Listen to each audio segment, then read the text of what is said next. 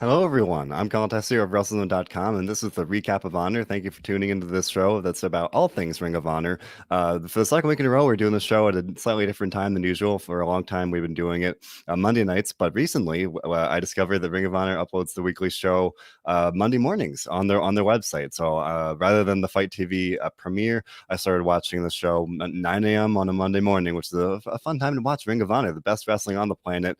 At least that's what they say, and I'll have to agree. Another solid episode of the show this week, and I'm looking forward to talking all about it. Before I do, just remind you all that this show, like everything we do here at WrestleZone, is available on any number of streaming platforms, whether it's SoundCloud, Spotify, YouTube, Apple Podcasts, whatever it may be. Make sure to leave, like, and subscribe. I'm sorry, everybody, if you can notice, I'm feeling a little under the weather, but bear with me because I'm here to talk about a very fun episode of Ring of Honor.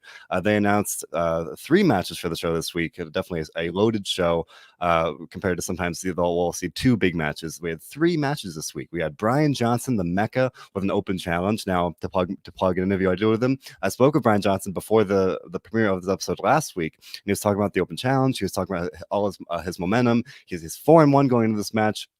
So he's really got a lot of momentum recently, and he was really looking forward to this open challenge to kind of be able to show that it's Mecca versus everybody, that he is very underrated. And I have to agree. I've been singing his praises for months here on the Recap of Honor. So we had that match. We had Quinn McKay versus Angelina Love, a former a women's world champion in Ring of Honor and other promotions, against Quinn McKay, the host of Ring of Honor Week by Week, and really Ring of Honor Wrestling itself. Stepping into the ring there, definitely exciting match there.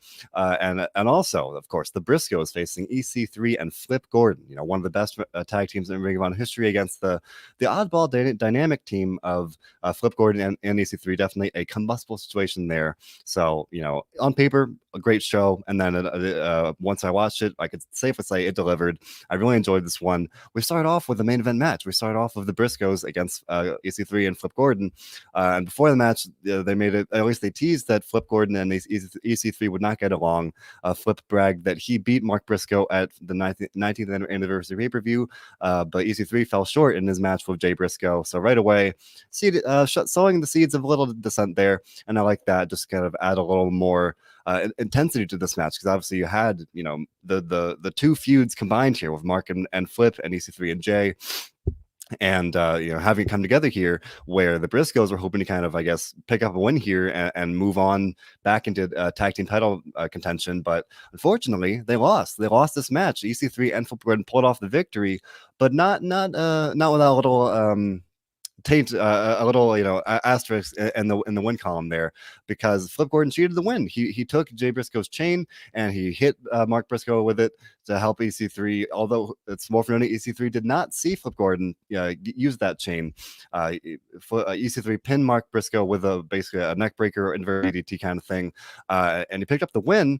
Adding kind of a question mark here, where he didn't see Flip Gordon cheat to win, but they pulled off this victory. So obviously this would seemingly send the Briscoe brothers down the tag team rankings. And as for EC3 and Flip Gordon, I'm not sure what's next for them. I mean, Flip Gordon, I've talked about it before, but he is owed a world championship shot by winning the Honor Battle Royale. I think that was in February of 2020 at this point, and he's never gotten that shot. So sooner or later, you have to think that Flip Gordon will get a shot at the title, whether it's Rush or somebody else, should Rush lose the title before Flip gets the opportunity. But with a big one here, you've got to think that Flip Gordon's gonna get that shot sooner rather than later. As for EC3, I talked about it last week, but he's been battling some health issues recently. He was in the hospital for an infection. He in an updated post about the situation this weekend, he said that but now he's recovering, but it's definitely a big setback for him, and it's really a shame. Obviously, not just for Ring of Honor, just in a general sense for the person and for just his general career. Definitely, he's had his fair share of obstacles and difficulties, but he's been a great get for Ring of Honor. He's done great work in Ring of Honor in the short time he's been here. Again, I just said, he's had a lot of obstacles. Unfortunately, he tested positive for COVID ahead of his pay-per-view debut at Final Battle, so his match with Jay Briscoe got delayed, and now he had this severe infection. So now I'm not sure how long it's going to take for him to recover. He mentioned, I think in the post, that he's got a couple dates circled on his calendar, and I think he said the first one was May 27th, which is later this month. Not sure what that means, but definitely worth keeping an eye on for that one. But I hope that he recovers, expediently, and that he returns to Ring of Honor sooner rather than later because he's a star. He looks like a star. He's got the pedigree definitely, and I've got to hope that again coming off of this win especially, he's going places in Ring of Honor, and I'm very curious to see where he goes next from here because I want to see the best for him. I think he's really proven himself in Ring of Honor and beyond. So I'm very curious to see what happens with EC3. We'll have to wait and see. And of course, here at WrestleZone and on this show, we'll keep you posted as soon as we know more. I don't want to sit here and speculate about stuff I know about. I do know that EC3 did post that update, so I could share that. But regardless, that was a very fun match. I enjoyed it. The Briscoes, one of the best tag teams in the world, bar none, especially just in Ring of Honor history and today, both in both cases. I always enjoy seeing them in the ring, and I just got to wonder, they lost this match, so they're probably not going to get a tag title shot at any point in the near future, right? If they're going to go back down the rankings. So I do have to question where they're going from here. We just saw Mark face Jay on the 500th episode, so don't know if this could lead to more tension, more dissent there, or if it's kind of going to be back to the drawing board and kind of to hope to work their way back up the rankings yet again. Gonna have to wait and see what happens with that one. But next up, I am biased because like I said, I spoke to Brian Johnson last week, but I'm biased in saying that I was very excited for this match because we had an open challenge from Brian Johnson. He was 4-1 heading into this match, a lot of momentum. He won at the 19th anniversary pay-per-view, a fatal four-way with LSG, Danhausen, and Eli Isom. He beat Ryan Mooney, also known as Ryan Nova, on Week by Week recently. He beat Danhausen again on Ring of Honor Wrestling earlier this year. So he's been riding a lot of momentum and hoping to prove that it really is Mecca versus everybody, that he really is just as good as he says he is. So he issued an open challenge. He said, in the pre-match promo, he said, Ring of Honor is really divided with all these factions, but hey, the Mecca stands by himself. So, and as I said, plug myself, make sure to check out the interview that I had with Brian Johnson. It's available on our YouTube and wherever like I said, all the audio platforms. So it's SoundCloud, Spotify, YouTube, whatever it may be. Check it out. Brian Johnson, for my money, one of the very best promo guys in the business. And when you get to an interview with him, it's like a 30-minute promo and with Brian Johnson at his best. So cannot recommend that enough. Please check it out. I really enjoy getting to speak with him, and I really do think it turned out very well. Where he talked about this open challenge, where he talked about his hopes for the short-term and long-term future. Really, he made it clear he's got gold on his mind. He wants to face the champions, but that started here with this open challenge. He called out Roosh, he called out Tony Deppany, he called out Dragon Lee, the three title holders in Ring of Honor's men's division. None of those guys answered. Instead, Danhausen came out to introduce PCO, the French Frankenstein, a former world champion. Now, I'm going to admit, guys, when PCO came out, he's a former world champion. I had to think, oh man, Brian Johnson's going to lose. Like, even though he's one of my favorite wrestlers here, I was like, man, Brian Johnson, he's going to lose this one. That's going to be really disappointing. And I got, to get out ahead of it. Brian Johnson did lose this match. PCO choked him out with this like mandible claw kind of thing where it looked really brutal. The Ring of Honor has been teasing that PCO's been working on his like jiu-jitsu and kind of like his combat element of his game here, and it shows like he's got that strikes and he's got this like now this mandible claw where he wrenched Brian Johnson's jaws apart. It looked brutal, but I really like the story here where it wasn't just PCO came out and tossed Brian Johnson around and easily beat him. No, Brian Johnson held his own. PCO, he took the fight to the big man. And there are a couple times where it really did look like Brian Johnson would win this match at least two different points. A PCO quote unquote malfunctioned where he's a French Frankenstein and the electricity that fuels him short wired or something where he would like kind of scream in pain and kind of be vulnerable, and that let Brian Johnson kind of take control again. And that happened twice, and I like that added story where it's like it just made me think just maybe Brian Johnson could win this one, but this was a classic case of you don't always need to win a match to benefit, right? Brian Johnson, we saw him months ago face Dalton Castle, didn't win that match, but he held his own with the former world champion. He did the same thing here at PCO. He did not win, but he looked pretty darn good in this losing effort. He really took the fight to PCO. He held his own. Made me think that at a couple points he just might pull this one off. Unfortunately, it was not to be. PCO still picked up the victory. It was great to see PCO back on Ring of Honor Wrestling, especially during the pandemic. He hasn't been around as much, and that's just true for anybody, right? Like when you have the Ring of Honor, the bubble system where you bring in people for the tapings, and then maybe someone's not in one set of tapings and they're not brought back till the next bubble. So PCO has been kind of here and there. I think the last time I remember seeing him, I think it was in February when we saw LFI face Brody King and the Briscoes and PCO in a tag team match. I think that was the last time I remember seeing it. I could be mistaken, but it feels like it's been a while. So it's very nice to see PCO back. This was a very fun match. Got to see PCO doing his best, and it's worth noting PCO hit a PCO slow off the top rope, and Brian Johnson kicked out. Like this is the and the announcer was pointing out that move has defeated Roosh, the world champion, and Brian Johnson kicked out. So if anything else, that's a pretty good sign for Brian Johnson here. So tough loss to Brian Johnson. I'm definitely ashamed. I'm biased because I've done 2 interviews with him, and I can't help but root for him. I think he's very, very talented. I also like PCO. So for me, this was a classic match where it's like, hey, I'm gonna be happy whoever wins, but I really did hope to see Brian Johnson pick the win here. He did not, but I have to hope that he's still going places in 2021. He's going to bounce back from this in no time. So good to see PCO back, even if it's in this one-off or not. I'm curious to see what happens next with it.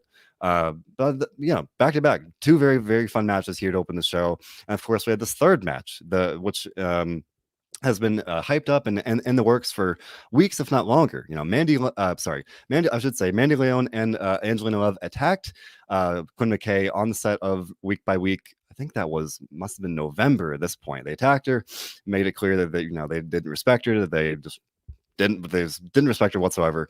That was back in November, I believe. And ever since then, Quinn McKay she's been training, getting ready for just in general an opportunity to step in the ring.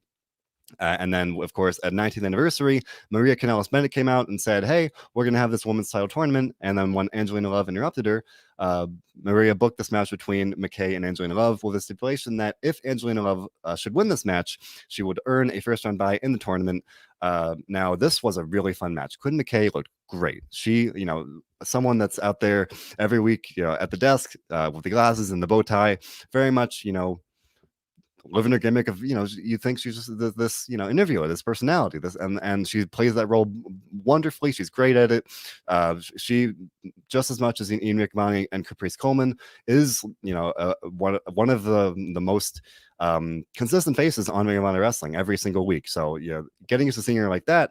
She comes down the ring, and she's wearing the glasses and she's wearing a button-down shirt. She takes it off and boom, she looks like $1,000,000. And I always hesitate to say stuff like that, but she looked great. She really looked like someone that's been really putting in the work, training, working hard, both in terms of wrestling and in terms of just physically. Clearly you could tell she's working out. And I don't mean to sound creepy or anything, but she looked great. I'll leave it at that. At the very least, like that helped. It sounds old-fashioned, but that helps add this layer of, hey, this isn't just an interviewer. This is someone that looks like an athlete, right? So we had her come to the ring. Angelina Love comes down to the ring, and we see in pre-match promos, Angelina Love is saying that Quinn McKay is spoiled or not spoiled or entitled, and that she hasn't earned any of this opportunity, anything like that.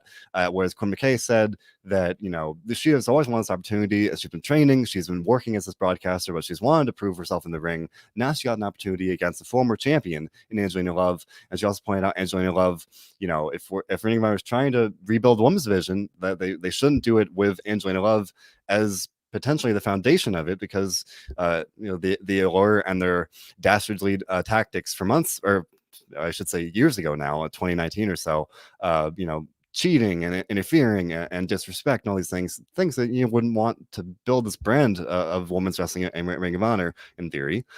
So all these things being said, very much a compelling story here, where putting the personal aspect of the attack, and now this question of can Angelina Love earn this first round bye in the tournament, and Quinn McKay wanted to prove herself as well. It's very a multifaceted situation here, and both these women really delivered. I mean, I think the graphic before the match said that Angelina Love hadn't wrestled a singles match, I think, since February of 2020, which is right before the pandemic really hit. And Quinn McKay, she's been working really hard training, but this is her in-ring debut in Ring of Honor. So for me, at least, and I would imagine many other fans didn't really know what to expect. She looked great. She looked like someone that really belonged in the ring. That she looked very comfortable. She looked like a natural. If you watch this match with no context, you would probably be surprised to know this was Quinn's debut in Ring of Honor. And as far as I know, the first time she's been in the ring in a while. I know she's been very much you know, hosting Ring of Honor in that role here. But she and Angelina Love delivered definitely a main event quality match, and they had the main event. This match was clearly kind of the featured attraction, the featured match for the show, and it delivered with that hype.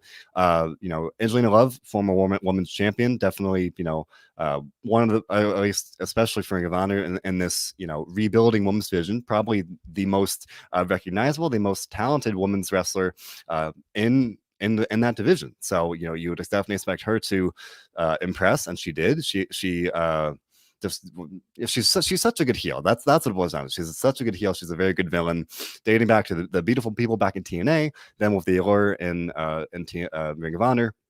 I think if she could be if now she got this first round bye, I should all right. Let's not. I guess I gave it away. Angelina Love did win this one. Mandy Leon, also in the lawyer, was a ringside. She kept interfering, distracting Quinn McKay, interfering, getting in her way. In the end, McKay dodged the Botox injection kick. She locked in basically a Koji clutch sort of move, and she was this close to making Angelina Love tap out. But then Mandy Lone got on the apron and said, "You don't have to be a wrestler," blah blah blah, all these things, and it kind of stirred the pot, made McKay upset, and Clint McKay, being human, stood up and said, "Hey, she just she let her emotions get the best of her in that situation," and then with that second distraction.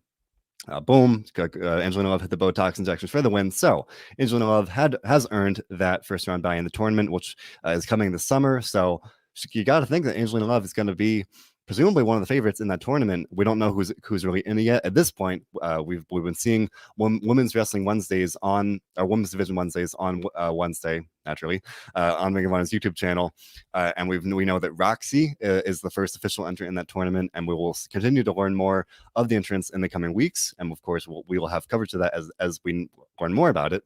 But now we know Angelina Love has that first round bye. Gotta think she'll be a favorite to win it, and then if she does win it, I've got to think that whoever eventually dethrones her, it's classic wrestling. Whoever whatever babyface or hero, whatever you want to phrase it, dethrones the ultimate villain, instantly kind of boosts their own profile. And Angelina Love is such a good villain that it's a win-win situation like that. So this was a great main event. I really enjoyed it. And Quinn McKay, just like the Brian Johnson match, she lost this one, but she looked great in doing so. She very much looked like someone that could definitely succeed as a wrestler going forward. And I have to think that she could very well wind up in the women's tournament for her own part. Even though she lost this one, Ring of Honor, the board of directors, Maria Kanellis, might be so impressed that they give her a spot anyway. And then it could be a nice story of redemption where she could come back and say that she wants to right the wrong here and get the win that Mandy Leon stole from her. There's definitely a story like that potentially at play here, and I'm curious to see if we get to see that. So a very fun episode. I pretty much say every week Ring of Honor delivers, for my money, one of the very best hours of weekly sorry about that. Weekly wrestling on any given basis. Bar none, I'd put Ring of Honor up against any company, and they just deliver a really great show every single week. We had this show, we had a main event quality match open the show. You had Brian Johnson PCO with a very fun match in the middle, and then this great main event to close it out. Very fun show. Very much looking forward to next week. They announced that Josh Woods will face Silas Young in a collision of the tag team formerly known as Two Guys One Tag. Of course, we saw Silas Young return at 19th anniversary and cost Josh Woods his match with Dalton Castle. Joshua is one of the guys that has really impressed me the most throughout this pandemic era since the Ring of Honor restart back in the fall. He's looked great. He's beaten Jay Lethal. He's beaten Dalton Castle, even though Dalton got that win back at the pay-per-view. He's picked up a lot of big wins here. He's looked great. He's really grown a lot. I'm very impressed with him. Silas Young, one of the best guys, just like one of the veterans in Ring of Honor. Really doing great things for a while. A TV champion, a guy that's really had a good run, and then he was gone for a while. I mean, he didn't come back until just he appeared, I think, as a manager for Josh during the Pure tournament at one point, and then he was just gone, and he didn't come back until right around the 19th anniversary. So now he's seemingly back, at least for this match. my money's on Josh Woods. Hopefully, I think he could definitely use a big win here. As far as I can recall, we haven't seen him since the 19th anniversary pay-per-view, so hopefully he can pick up a big win here and start this next leg of 2021 on a strong note. I think beating a guy like Silas would definitely be a nice feather in Josh Woods' cap, for lack of a better word.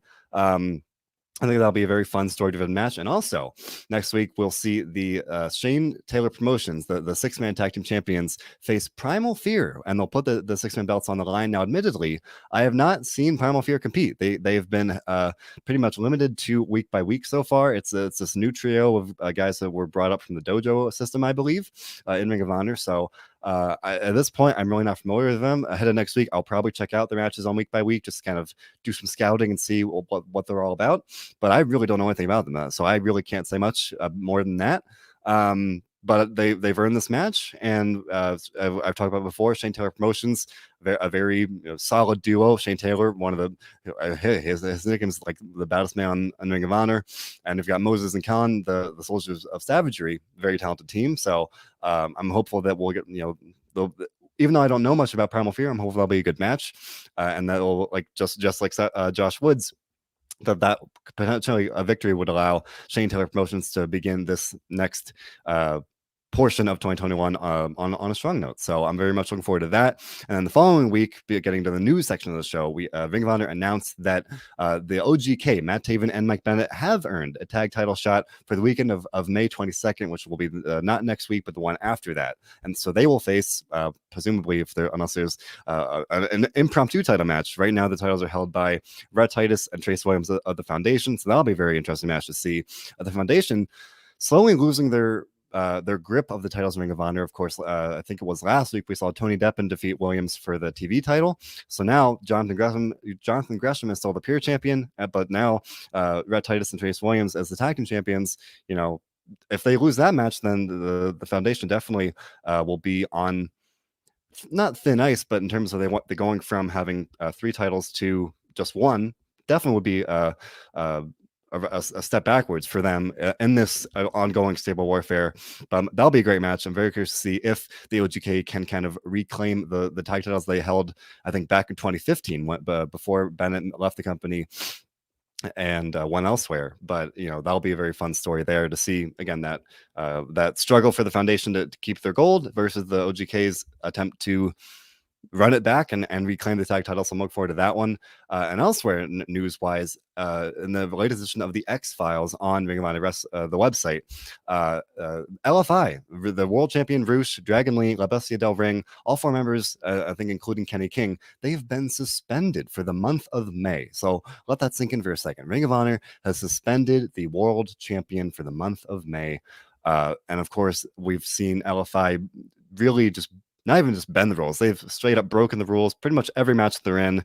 Whether I mentioned earlier, it was that tag team match with PCO and Brody King and the Briscoes that devolved into chaos, and then it was same thing. The same thing happened with the match of Violence Unlimited. I think that was a week or 2 ago now. Just absolute chaos and brawling and weapons and just everything that Ring of Honor, the brand of Ring of Honor, pure wrestling, is defiant of, right? Where it's not supposed to be about violence and chaos. It's supposed to be about pure wrestling and respect and tradition. So, I mean, LFI has definitely kind of flown in the face of that since they really formed. And, now we've got this suspension. So hopefully, this is should seemingly an attempt by Ring of Honor management to, keep LFI in line and discourage their lawless behavior. So, I don't know. I didn't see this coming. In a lot of ways, it's not very often you see a company suspend the world champion for a month.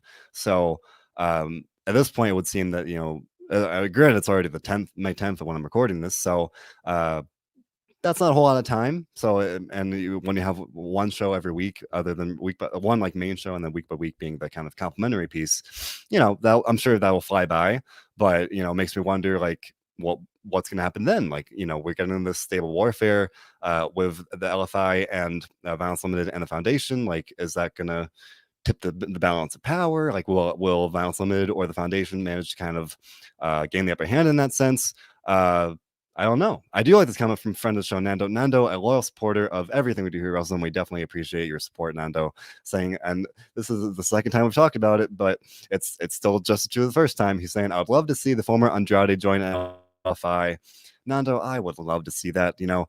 Right now, wrestling is very exciting because you've got Dan O'Brien, supposedly a free agent. You've got Samoa Joe, supposedly definitely a free agent. He got released. It's a very exciting time. Andrade is a free agent, and he's returning to the ring.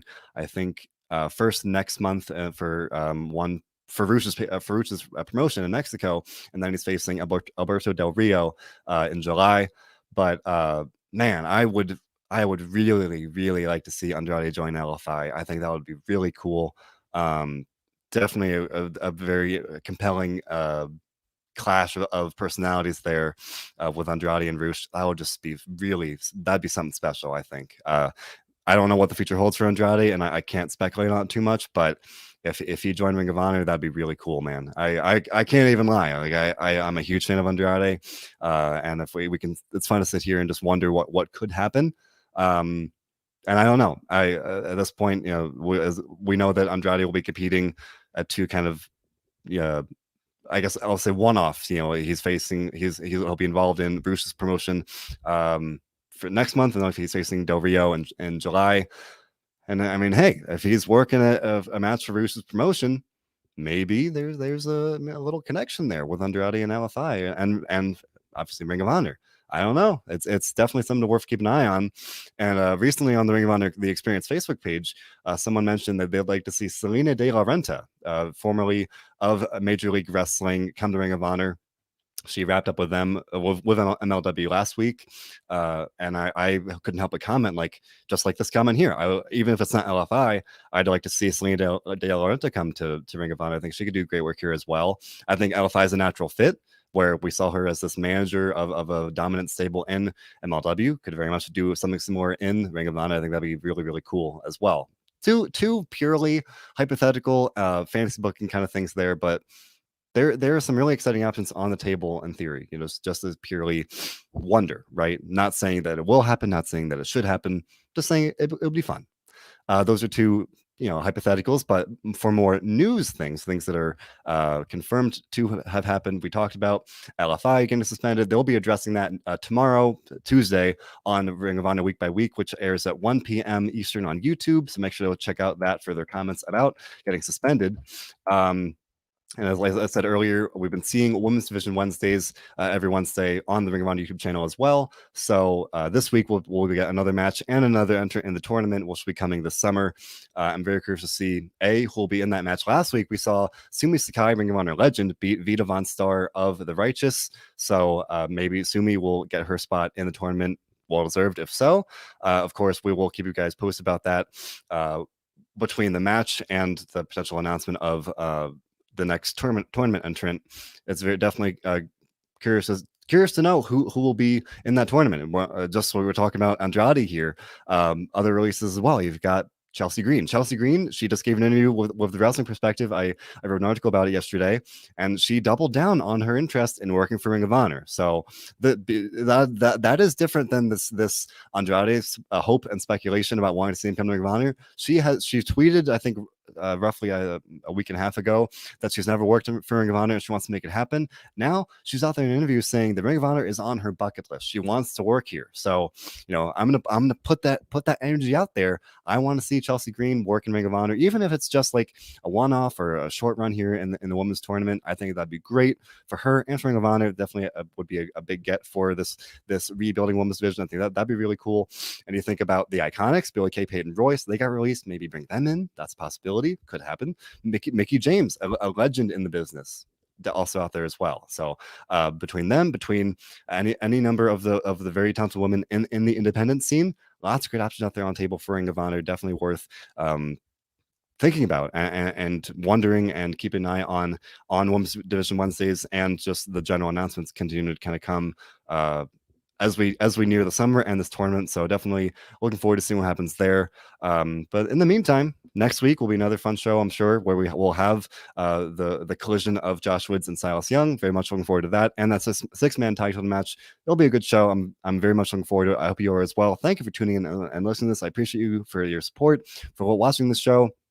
If you're watching this live, I'll be back here Monday night with John Clark for the Raw post show, and John and I do the NXT post show on Wednesdays. The Dynamite Dudes of Attitude, Marcus and Dominic D'Angelo, do AW and WCW rewritten. They do AEW coverage and they do WCW rewritten for all this great content. I can't even get it out straight. All this great content constantly coming at you guys. Robert D. Fleece and I do the SmackDown Double Down on Friday nights for reviewing SmackDown. We've got a great stream of interviews coming at you guys. Bo Pritchard recently interviewed Sin Cara. He interviewed Nick Aldis, the NWA World Champion. I interviewed Brian Johnson last week. Make sure to check that out. All these things and more available on any number of our platforms: SoundCloud, Spotify, YouTube, Apple Podcasts, whatever it may be. Make sure to leave a like, subscribe. We appreciate you. Thank you for listening. I appreciate your support very much. And make sure to tune in next week for another episode of the Recap of Honor. Thanks for listening, everybody.